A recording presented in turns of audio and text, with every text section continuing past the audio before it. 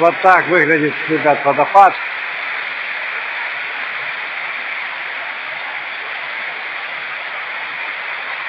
Но сюрприз вот в этом водопаде, смотрите. Какой красавец.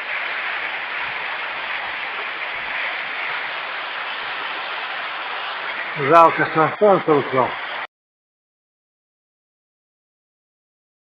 Сейчас подождем, может быть, сделаем дубль 2.